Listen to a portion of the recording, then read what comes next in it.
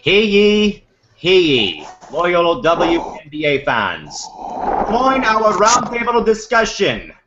Yes, welcome in, folks, to the free-flowing roundtable panel discussion, folks, of the WNBA LA Sparks, covering everything, folks. Roundtable discussions with no English accents like King Arthur probably had back in who knows when, including Twitter, fan polls, game previews, news, debate, controversy, folks, all that here, named in honor of the legendary Fabulous Forum in Inglewood, California, folks. The Fabulous Forum live and in full here on the LA Sparks 365 Network here, folks, with our panel of personnel, folks, which would include myself, Cal McClure here from Studio 31 in San Diego, along with Chris Manzi from the Internet Studios up in Anaheim, California, and, of course, Jordy Mama 24 on Twitter.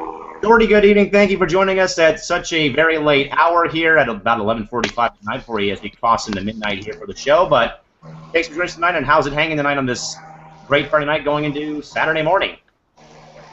I'm doing pretty well so far. Yes, it is a late night, but I'm always happy to be a guest on this show. Absolutely. And, of course, Chris, you've been stuck with me all night up until now. Then we have someone else in here, man. You hanging in there during our brand new trifecta of shows here, man? Yep, just going crazy because Sparks went on the season opener. All right, guys. So again, here on the Fab Forum, you guys will have roundtable discussions. We will have news. We'll have debate. We'll have some controversy, and of course, folks, we'll have our first Twitter fan poll as well, and also it'll be a Twitter and also, folks, a online poll as well. We're going to be making one sometime soon.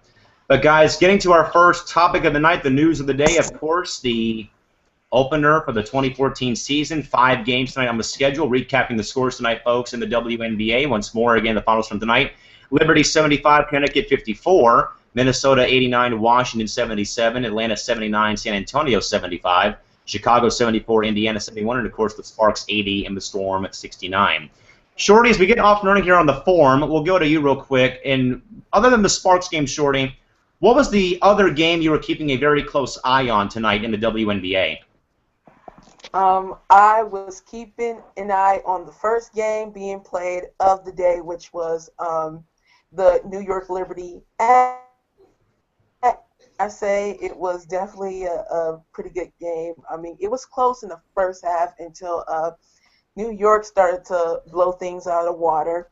But I definitely wanted to check out that game to get my first glimpse of the #1 overall pick in Chiney Ogwumike.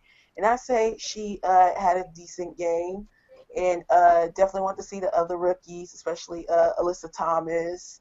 And want to see New York's new remodeled roster with the addition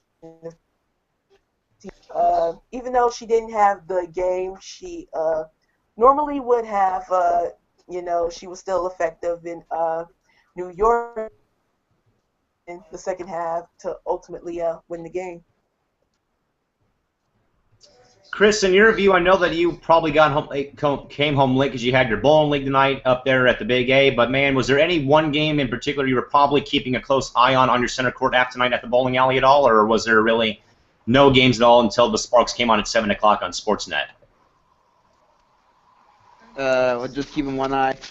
Before that, Atlanta and San Antonio Stars. To see how Michael Cooper is doing in Atlanta. Absolutely, Chris. You know, I had this. I was home for a while today. Went out and got some food at Sonic today. If you saw that on Twitter, folks, which is at CalMac on Twitter, by the way, folks, in case you're wondering out there.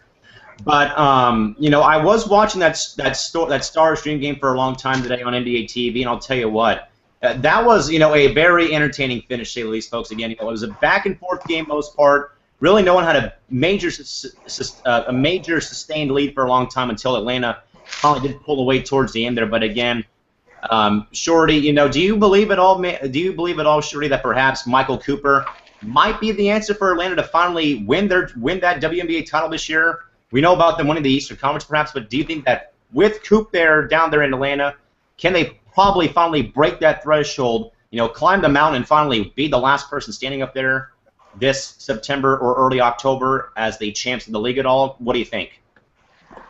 I say there is definitely a big possibility that he might be their answer to getting them over the hump.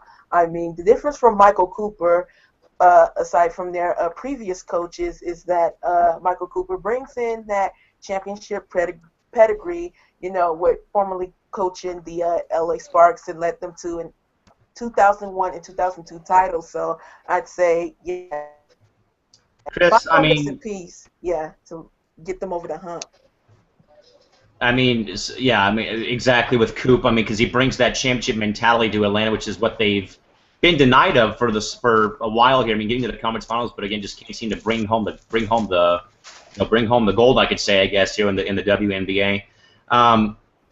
Shorty, shifting gears from the New York Liberty game to the Minnesota Lynx game, Shorty, which was basically over after maybe one quarter tonight, but it got interesting towards the game, and again, the Lynx pull away and show why they remain the cream of the crop in the WNBA. 89-77 Lynx over the Mystics. Maya Moore drops 34 tonight. Shorty, the Mystics gave it their all. They came up short, though, but, the Lynx are a team that are going to be there. More than likely will win the championship again because, they're just too loaded. But, Shorty, what do you make, though, about the Mystics' resiliency, though, coming back into this game tonight, though? I think they showed a lot of toughness. Of course, it was but they still stick by the Lynx and give them a game. It was definitely impressive on the Mystics' part.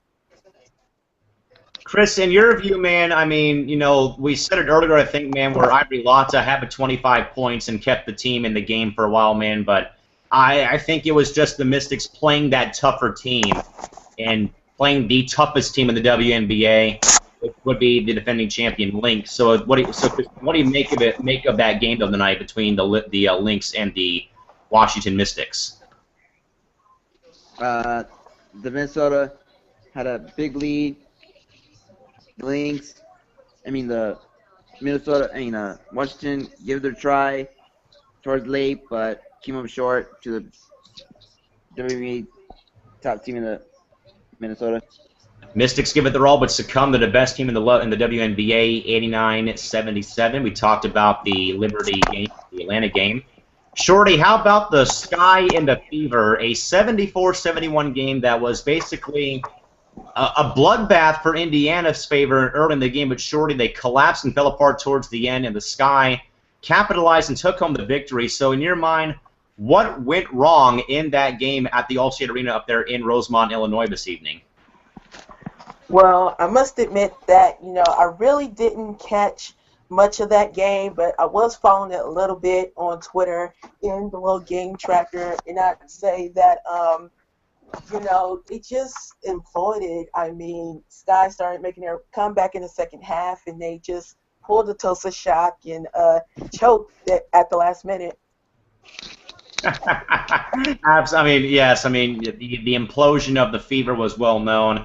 Again, a massive 30-14 lead after one quarter, and then the Sky fell. Pun intended there, folks. The Sky did fall for Indiana in Chicago. Again, the Sky win 74-71. Looking at some hot news of the day, folks, right now, currently in the WNBA. Again, they're mainly recapping the game from tonight at this point in time. Shorty, we know about what they did say, though, for the top storylines for the season.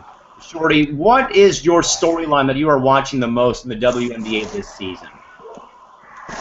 That's kind of a tough one because there's going to be a lot of storylines coming into this season. Lynx Dynasty storyline, and will they be able to be the first team since the 01-02 Sparks to go back-to-back? Then there's our very own Sparks storyline, and trying to see if this will be the year where if LA could be deep enough to finally get over the hump. What will the Sun do with their young roster? What will the Mystics do with their young roster? How the Storm will fare this year. So yeah, there's a lot of interesting storylines to keep watch. Right now, I'm kind of putting my poker chips for storylines right now on the Minnesota possible dynasty because every sport is known for that one specific team, ladies and gentlemen, that is a dynasty. You can look at baseball, basketball, football, hockey, soccer, You know, not really in the WNBA, folks. I mean, if you think about dynasties, folks, you think of the Yankees, you think of the Celtics and the Lakers, you think about the Canadians in the NHL, you know, the Steelers and the Niners in the NFL, and then of course the San Diego Sockers of indoor soccer with 14 titles. And right now, you really can't really connect a WNBA current franchise as a dynasty unless you talk about the Sparks of 01-02 or even the Comets from 97 to 04 to 01 when they won their 4 titles. But Chris, in your mind, what are your storylines you're watching closely this season? The Sparks, if we could finally get over the hump after back-to-back seasons, losing in playoff by 1 point at the, yeah. I mean, folks, I'm putting my poker chips on the possible dynasty in Minnesota, you know, and of course with the Sparks with Magic Johnson as their new owner. And also, I am also leaning a bit towards how high will Phoenix rise as well for a team that was a 3 seed last year with Diana Taurasi and Brittany Griner on the floor. I mean, those are the storylines I'm really looking at right now at this point in time as well. Looking around here, folks, for some more news. Not much else occurring here tonight in the WNBA. Again, folks, we'll give you the scoreboard real quick later on. But Shorty, we're going to revisit a story from I think earlier last week when the Atlanta Dream traded for Swin Cash when they dealt Courtney Clements to Chicago. Shorty, in your mind, you know, what was your thought process about that trade for the veteran and Swin Cash going to Atlanta from Chicago? I just thought that it was definitely a matter before time before we heard something about Swin Cash, because I've heard previous rumors before the whole thing went down that, you know, she was unhappy with Chicago and she wanted a 3-year max deal. The Sky weren't willing to give her that deal because they thought it was too high for years. So, you know, they started looking for trade partners, and they found that in the Atlanta Dream, and that's where she went. Atlanta Dream. Shorty, in your view, who won that trade? Did Chicago win it for getting a young player like Courtney Clements, who has not played a whole lot in the league, or did Atlanta get the victory? Because I think they won it because they brought in someone with the championship mentality and the veteran leadership that is really lacking on this Atlanta team right now. Now, I know you got Michael Cooper as head coach, Shorty, but he's not playing anymore. I mean, his days are back with Magic and Kareem in the Showtime Lakers era, Shorty. But in your mind, I think Atlanta won that trade because, again, you're getting Swin Cash, who's won 3 times. You know, one of them with Detroit and a few other teams out there. So, I mean, I think Atlanta, in the big picture, Shorty, won that deal. What about yourself? Without question, the Dream won that trade. I mean, the Dream got a proven leader in Swin Cash on and off the court, and, you know, to only give up a little, I would say, undrafted rookie in the process. I mean, that was not just a good trade, that was a steal for the Dream. So, yeah, they definitely won that trade. Chris, who do you think wins it, Atlanta or Chicago for that trade? I think it was Atlanta. Yeah, I think Atlanta wins it by a long shot, so we'll see what occurs out of that one, folks, as we are inching our way very slowly. I'm watching my clock here on my computer. It's not going that much as well. We're getting ready, folks, to cross the time barriers we just have, folks. We have hit midnight here, so good Saturday morning to you folks out there on the West Coast. I know it's already 3 a.m. back on the East Coast, but again, good early morning, folks. And here is your 12 a.m. early morning recap of the scores here, folks, in the WNBA once more. New York 75, Connecticut 54, Minnesota 89, Washington 77, Atlanta 79, San Antonio 75, Chicago 74, Indiana 71, and LA 80, Seattle 69. So, Shorty, we're going to let you kind of be the mediator here for the next topic. If there's anything you want to talk about or debate about, let us know right now, so we'll send it your way and give us something to talk about here. If I could think of anything right now, because I don't have any in my head as of right now, but I'll just say that, you know, it was definitely a good game from the Sparks. Winning tonight over the Storm and just seeing the bench. I mean, I'd say this is definitely probably one of the best benches that LA has had in years, with the additions of Minty, Wiggins, and Gruda. And I was definitely surprised about how Gruda played. I mean, she played really well for a player who was last to come into training camp and also had barely 2 practices at most. And just to see her on the floor with and then her crisp passing. I mean, it was just really fun to watch seeing Gruda, and definitely when she gets some more practices in, I mean, she's definitely going to be fun to see. Definitely an X factor for the team. Shorty, staying with Sandrine real quick. I mean, she played a great game for the minute she played, but Shorty, a little bit of some foul trouble there, though. She picked up about, I think she had 3 personals on her in the game, so she had to take a chair a couple times there. So again, you know, I think that's the big problem. I think that's the one thing as well, Shorty, is, you know, monitoring the foul trouble, because I think KT racked up 4, Parker had at least 2, I know Sandrine had 3, so I think as well. I mean, on the outside of, you know, turning the ball over as well is one thing that will lose games. I mean, fouls will also lose games as well. So what do you think about that? Yeah, she did rack up 3 quick fouls, but I'd say on that part is due to her, you know, defensively still working her way in the defensive schemes and still trying to find out where to go here and there. Because, like I just brought up, she only had approximately 2 practices with the team, so she still has a learning curve there. Chris, what are your final? What's your final takeaway from tonight's game up there in Seattle? Just great by the team, getting his first win under a new owner, Magic Johnson, and great to see the Sparks doing good. So again, folks, Sparks win tonight 80-69 up there in Seattle, Washington. The final score up there, again, the Sparks 80 and the Seattle Storm 69. Folks, we are running out of time and running out of show for the evening here, folks. Again, we have basically crossed into the early morning hours now here of the show tonight as well. Shorty, we're going to go to you real quick. We're going to get to the game on Sunday when the Sparks take on the Mercury at 6 p.m. on Sunday, May 18th against Phoenix at Staples Center. Shorty, looking ahead, we're talking about the longtime rivals of the Sparks, the best rivalry in the WNBA, in the Phoenix Mercury. Shorty, what is your thoughts, a little preview, and your analysis of this upcoming game on Sunday as these 2 longtime charter members of the league face off once again? I say the team will be fired up for Sunday's game. I mean, that 1-point loss in the Western Conference semis last year is still fresh on their mind. So they want to, you know, avenge that loss and, you know, go out there Sunday, you know, work hard and try to get a win.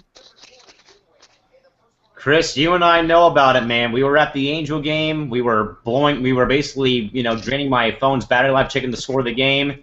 And, of course, the dagger hits the heart when Griner makes the jumper to put him up by 1. Chris, 2 things. Payback, revenge. Well, 3 things, actually. Payback, revenge, and redemption is what is on the mind of LA on Sunday. What do you think about the game on Sunday against Phoenix? Yep. Payback, revenge, this Sunday against Phoenix from that 1-point loss in the playoffs.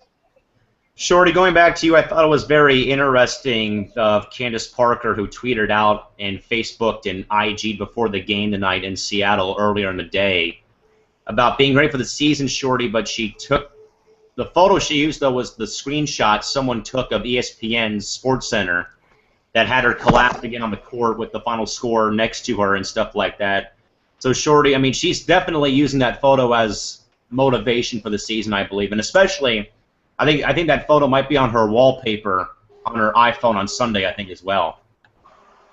Yeah, I would agree that she's definitely using that for motivation. Anything that can give her that drive to push harder and fight harder for what she really wants.